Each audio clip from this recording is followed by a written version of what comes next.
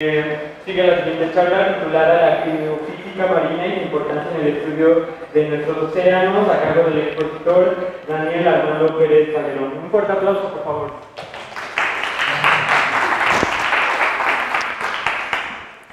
Gracias. ¿Qué tal? Muy buenas tardes a todos. Bueno, de antemano, pues sean bienvenidos. ¿Ahí me escuchan todos?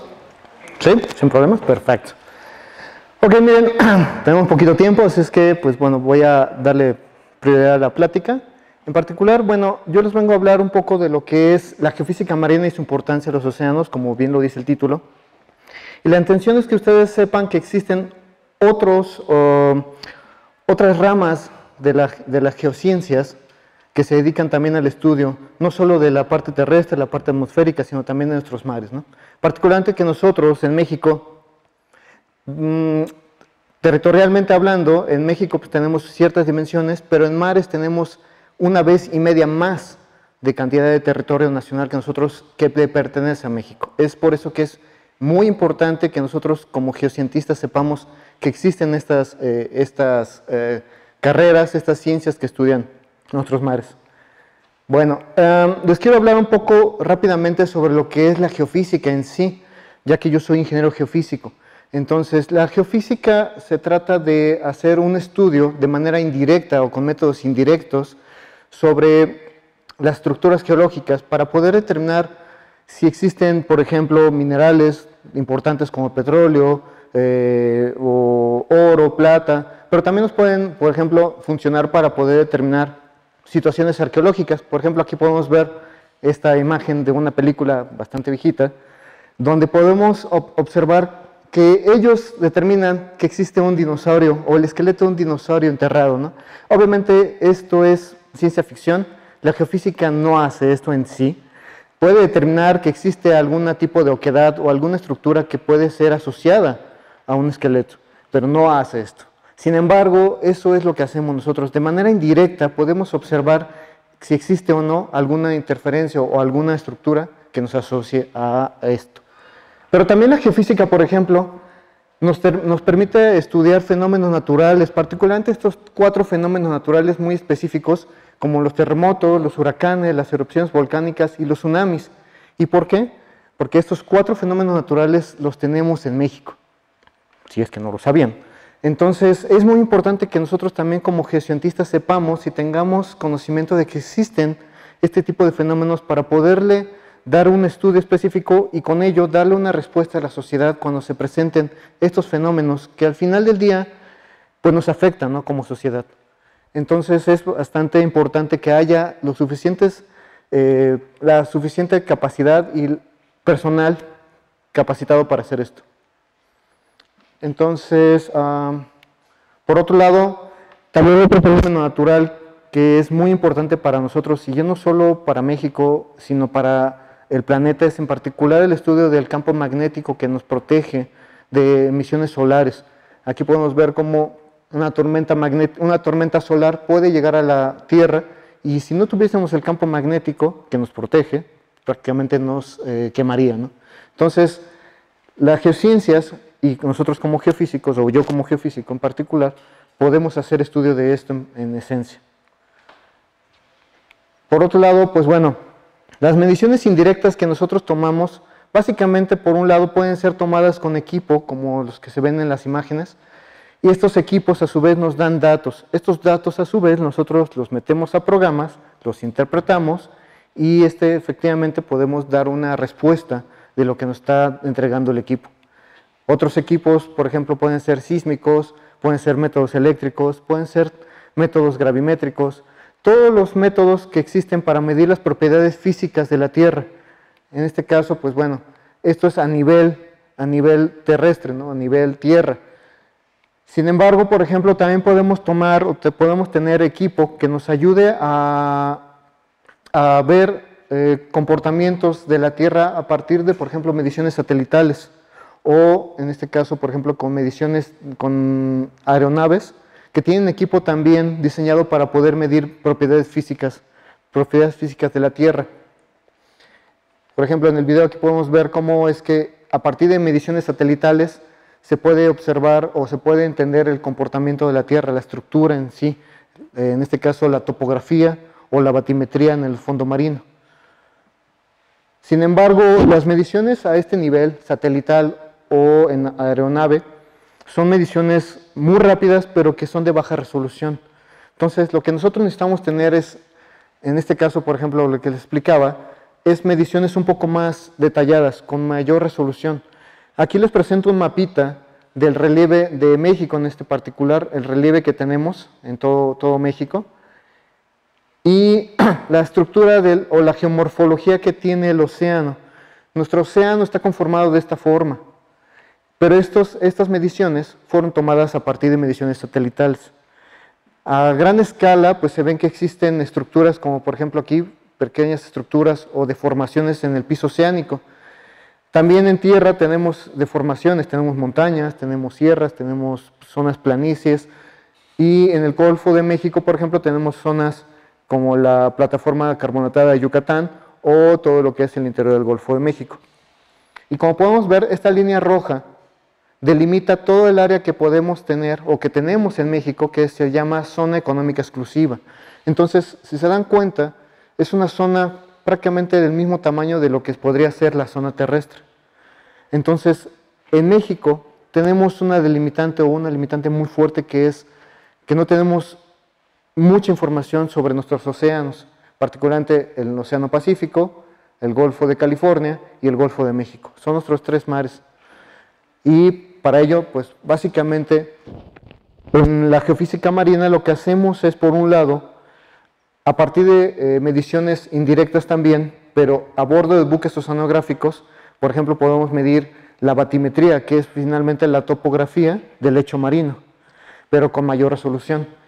Esta batimetría nos puede determinar, por ejemplo, estructuras como montes submarinos, como cordilleras, como cosas estructuras geológicas que nosotros no podemos ver, pero que están ahí abajo. ¿Ok?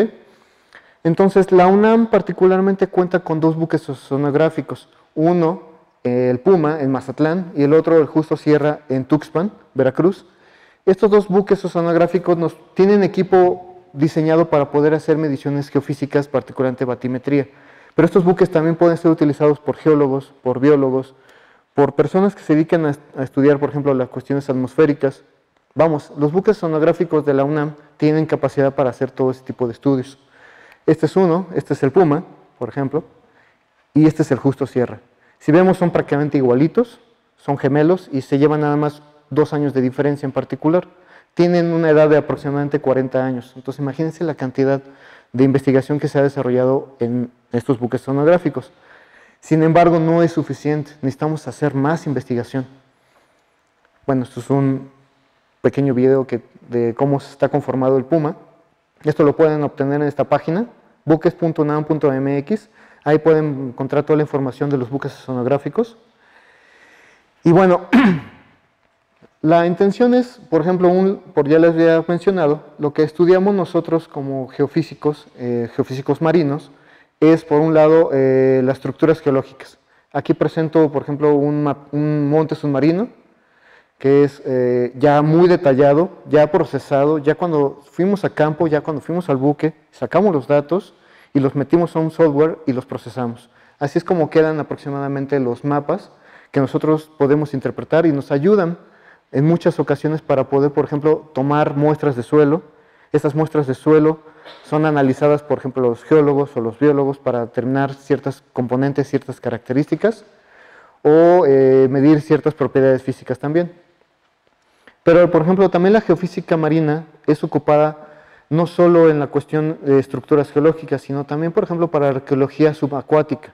Aquí podemos ver cómo es que la batimetría nos permite determinar embarcaciones que quedaron ahí abajo, ¿no? Que se hundieron, y poder ver si la integridad de la embarcación es buena y si se puede rescatar o solamente se puede estudiar, X.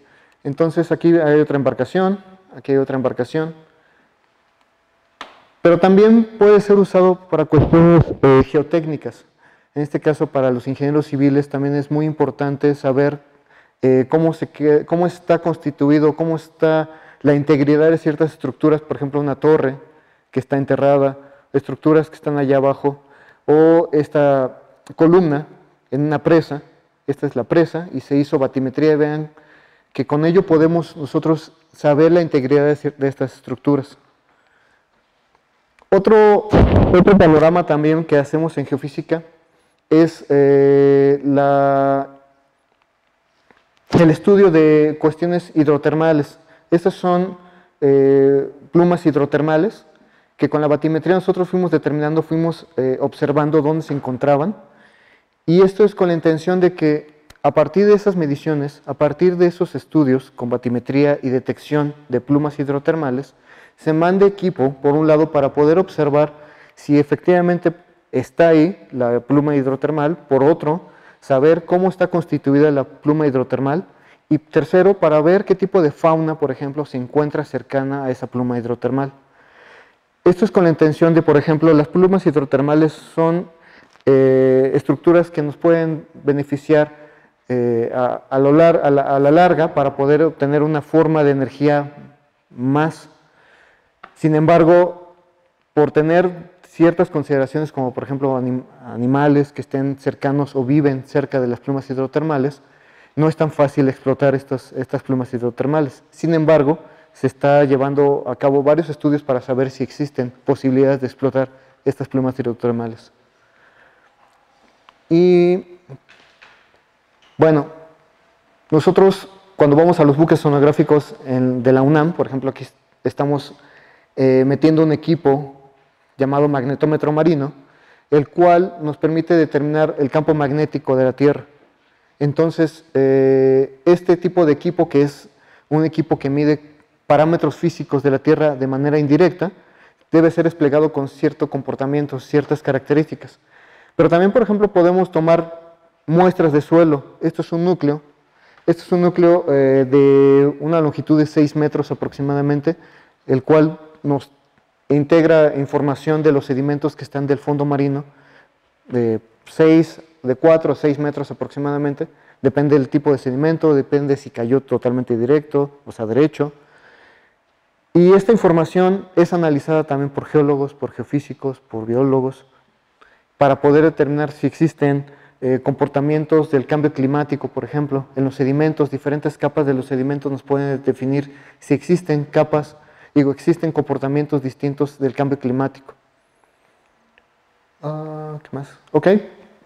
Pero ¿qué más queremos encontrar? Bueno, muchos saben que en el Golfo de México pues es la zona donde más se busca petróleo, ¿no? Entonces la geofísica nos permite determinar dónde está ese petróleo, a qué profundidad, cuál es la cantidad de yacimiento, la longitud del yacimiento, y básicamente con ello los petroleros determinar qué tipo de perforación van a desarrollar, primero para explorarla y segundo para explotar el yacimiento. Entonces la geofísica nos permite determinar esto, y esto se hace en buques oceanográficos, no hay otra forma. Hay diferentes métodos geofísicos que nos permiten determinar los yacimientos petroleros. Otra cosa que también podemos investigar, no solo en tierra, sino también en mares, son el impacto de meteoritos. Si alguien ha escuchado hablar del meteorito del Chicxulub, ¿saben dónde está? Está en Yucatán, por si no lo sabían. Bueno, para los que sí lo saben dónde está. Bueno, este cráter fue determinado en tierra muy fácil porque hubo evidencias de dónde fue el impacto, cuál fue la circunferencia del impacto en tierra, a partir de mediciones geológicas directas por un horizonte muy específico que deja el cráter al momento del impacto. Pero en mar no sabían dónde estaba, particularmente porque en el Golfo de México tenemos una capa de sedimentos de aproximadamente de 2 a 10 kilómetros de sedimentos. Entonces, si se percataron en el mapa del Golfo de México cuando se los presenté, la planicie de Yucatán, por eso se llama planicie, es muy plana. No hay una evidencia específica del impacto del cráter.